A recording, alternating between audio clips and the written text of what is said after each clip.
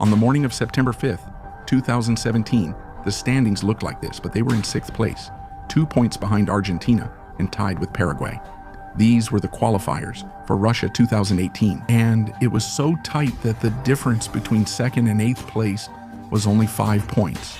And there were 3 matches left, 9 points to play for. Anything could happen. 4 teams were guaranteed to qualify for the World Cup, while 1 would enter the playoffs. And the others, those that after the 18 matches ended up at the bottom of the table, would miss out on the World Cup.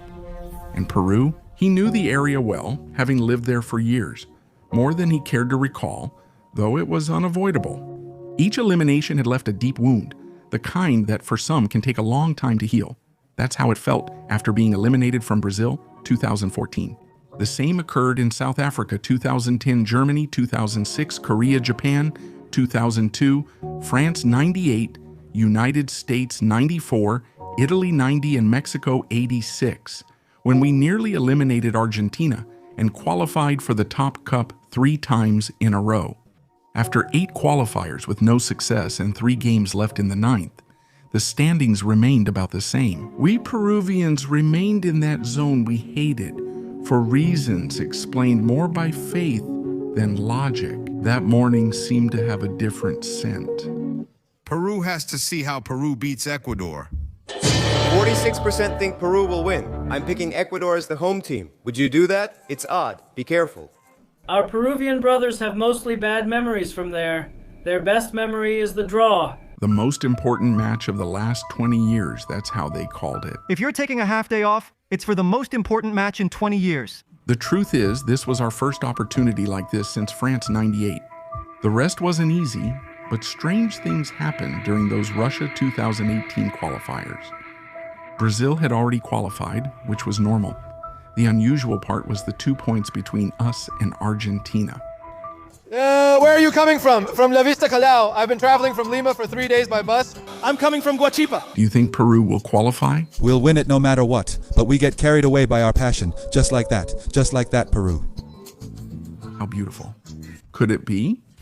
Peru had just beaten Uruguay 2-1, then Bolivia, and earlier routed Paraguay away, while Ecuador lost to Brazil, Colombia, and even Paraguay. Maybe there were good reasons to dream. The problem was, we had never beaten Ecuador in Quito during qualifiers, not even in our golden years. The stats weren't encouraging. Our closest was the 0-0 draw in the Germany 2006 qualifiers. A draw wouldn't be enough this time, since we'd then have to go to Buenos Aires to face Argentina and finish with Colombia. In Lima, 2 rivals faced off. Only a win would do, and despite the odds, anything felt possible that morning. Perhaps it was stubborn hope that never learned with time, or a strong desire to return. Maybe it was the atmosphere, the contagious faith of Peruvians in the stands, or maybe it was just hard to accept. Peru had been playing quite well, especially when they weren't the favorites, when the favorite was the team on the other side. But it's one of the teams that's been playing the best soccer in the qualifiers in these last few months. They beat Bolivia fair and square. They beat Uruguay really well at the National Stadium in Lima. I think it was 2-1. He brings Paulo Guerrero, great work by Ricardo Gareca, and don't forget the Copa America. Tigre Gareca's squad had grown since the Copa America. He had found players who were starting to work together as a real team. Today was the moment to prove it. If there was ever a match when everything needed to go right, it was today. That's why the country was paralyzed and distracted, and why many got the afternoon off work. It was hard to stay focused, knowing tomorrow anything was possible, if today we did what we'd never dared. Win at the Atahualpa in Camara, greetings. And the thing is, It wasn't just about beating Ecuador, but also eliminating them from the World Cup. That's why the stadium was so tense that afternoon. The Ecuadorian fans were unhappy with their team. They had let some very important points slip away in the last few matches, making their qualification more difficult. But even so, they were still allowed to dream. Everything could be fixed with a win against Peru. And if it was by a lot of goals. Even better. They joke not all is lost. We still have to lose to Peru and Argentina. But the Atahualpa wasn't just yellow. Red and white shirts and flags were filling the stands. We'd never scored that many there or had such faith.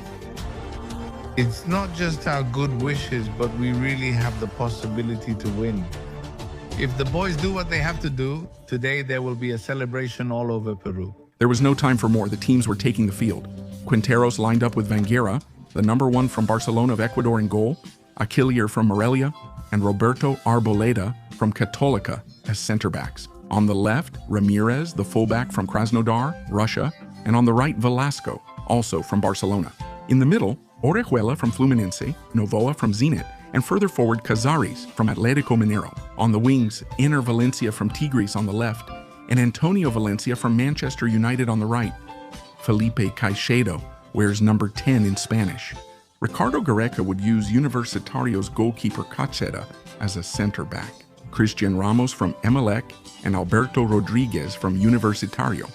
Aldo Corso, also from Universitario, would play on the right, and Trauco, Flamengo's fullback, on the left. Yosemar Yotun from Orlando City and Renato Tapia from Feyenoord. Up ahead are Edison Flores, Aalborg, Cristian Cueva, Sao Paulo, Andre Carrillo, Watford, and striker Paulo Guerrero. Number 9 from Flamengo. Flores, Cueva, Carrillo, and Guerrero, those 4 up front are scary, they're intimidating. Everyone in position. Paraguayan Enrique Cáceres blows the whistle. The match begins. Let's go. The pressure was higher than ever. The sun and the 2,800 meters of altitude would soon start to be felt. We needed to be smart early, control the ball, and keep the game calm. A boring start favored Peru, and that's what happened. Arboleda kicked the ball away. Peru gets a throw in. The Tiger is up. I love you, Ricardo. To the surprise of many, the first dangerous chance came at 6 minutes with this shot from Edison Flores from outside the box, making Vanguera shine. A minute later, Trauco makes another signature pass, again forcing Vanguera out. The opening minutes were promising, especially when Carrillo got the ball, beat a defender, advanced, and sent in a long cross. Flores reached it but couldn't finish. Peru had threatened 3 times while Ecuador hadn't. The team was gaining confidence. Cueva was sharp with the ball and connected with Carrillo, but it wouldn't be easy. After over 10 minutes, the home team attacked. Antonio Valencia broke down the right and passed deep to Iner, who entered the box and tried to cut inside, but Corso stopped him. In the next play, the United player received the ball again and sent this pass to Velasco, who crossed it into the box. And Aldo Corso once again put out the fire, and then once more on the ground, Corso, every ball in front of Iner Valencia, who was starting to grow into the match. Moments later, he receives this long ball, breaks down the wing against Ramos's marking, who puts pressure on him and takes it away, and Peru recovers the ball. But the match was no longer like in the first 10 minutes. Things had changed. Ecuador's moment, huh? Orejuela. Ecuador is gradually forcing us into our half. Cazares soon finds himself in the middle and takes a shot. Ecuador took control, and wingers like Valencia made things tough for us, especially on the left. Then suddenly, some good news from outside. Bolivia opened the scoring against Chile in La Paz. A crucial result for our hopes. Brazil was also leading Colombia 1-0 in Colombia. A result that helps the national team. The good news was only from outside. In Quito, things were bad. Ecuador saw our left wing as weakest, so a goal seemed likely soon. We had to win it, hold it up front, look for a foul, and cool things down. Paulo was very good at that. The way Paulo shields the ball, he's one of the best players in South America at the art of shielding the ball. It's impressive. We struggled in the first half as Ecuador kept us pinned back and tensions rose. La Sombra Ramos was the first to get a yellow card. This complaint would be expensive, with consequences appearing later. At the 36th minute, Paulo finds it in the middle and takes this shot similar to Oreja's at the start of the match, but Banguera comes up with the save again. However, in the next play, he makes a mistake, comes out poorly. Ramos takes a shot, but without success. Then Paulo finds it again and shoots once more. The instructions seem clear. Hit the tree, just like I love you. Ricardo. The first half ended evenly, leaving both sides unhappy with the 0-0 score. The guys met before heading to the locker room to hear the coach, but no one was happy. Boos echoed from the stands, but it was unclear if Ecuadorians were whistling at the Peruvian meeting or their own players. At that moment, Colombia had tied with Brazil, which wasn't ideal. Chile's loss to Bolivia, their first in 17 years, benefited both and gave hope to Argentina and Paraguay. But the math meant nothing unless we got 3 points first. We had to get back on the field and give it everything for 45 minutes. That's how it felt, even before the game began. Trauco crosses long to Cueva, who volleys but misses. Moments later, Paulo shoots from distance again. Another shot over the crossbar by Peru. In the second half, Flaco Gareca's team goes all in. The top scorer was eager. In the 5th minute, he beats Chilier to a long ball and gets into the box, but it doesn't work out. Seconds later, Carrillo does the same. This time the ball falls to Tapia, and Vanguera saves the Ecuadorian goal. Peru was getting there, was warning, and whenever they could, they went for the goal.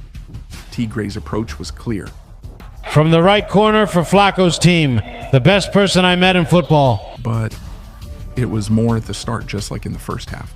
They needed to turn that into a goal soon before Ecuador's moment arrived, and that's how, from a corner kick, Paulo wins the header. Jotun controls with his chest for Carrillo, who chips twice and advances. He sprints quickly and uses the outside of his foot to perfectly pass to Cueva, who controls, enters the box, cuts inside twice, and waits for Paulo. Fortunately, Paulo, you're not on your day. You're not on your day. Paulo defended down low and then arrived to finish after a long sprint. We were in Quito. He got too much of the ball, and we all put our hands on our heads. Time passed, and fatigue set in. How many more sprints could Carrillo, Cueva, and Paulo manage? The remaining energy was a big question and concern. But then Yotun did this, and Carrillo kept bursting forward, bringing back our hope. We took risks, but it left us exposed.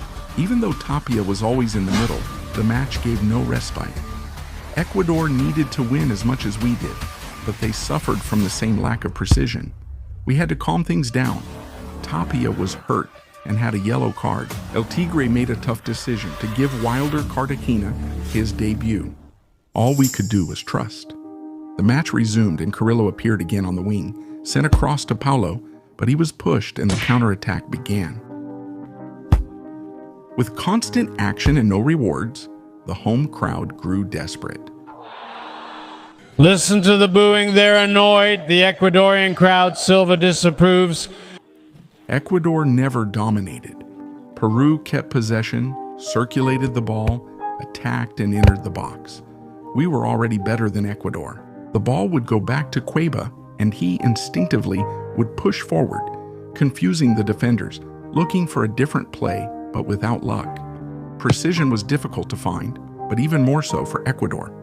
At that point, Tigre's team quickly regained possession and attacked with Jotun, Cueva, and Carrillo. Even Corzo would push forward and then drop back to lock down the right wing. Arco Kerner heads wide, Caseta clears long, Paulo holds up, Jotun passes to Carrillo, but Arboleda wins it back. Orejuela passes to Velasco, who struggles under Jotun's pressure. The ball then reaches Lorejas, who has time to think. He moves forward slowly, surrounded by 4 Ecuadorians, and decides to shoot. Goal?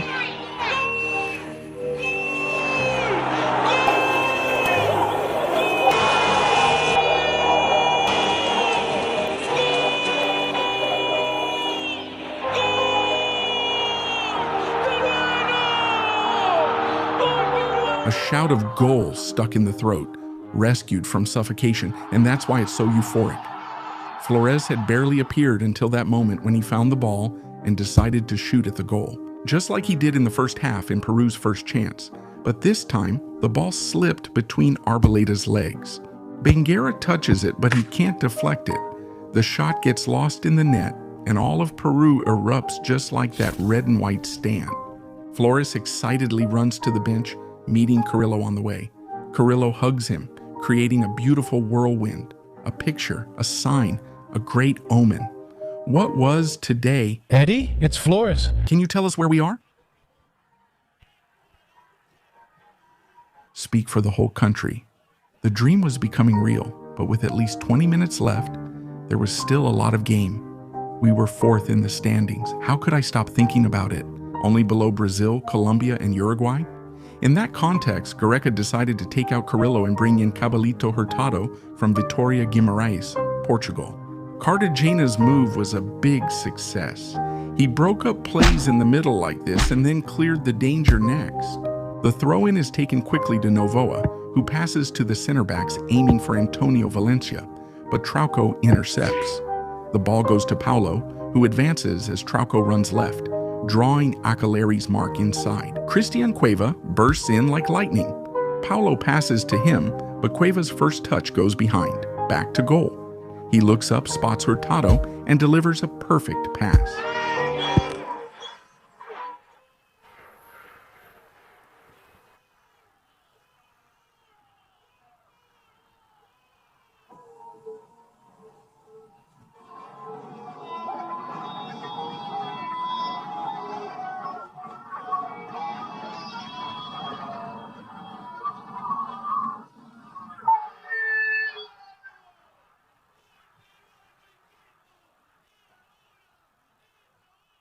This is one of the goals I cheered for the most, which is why I made this video.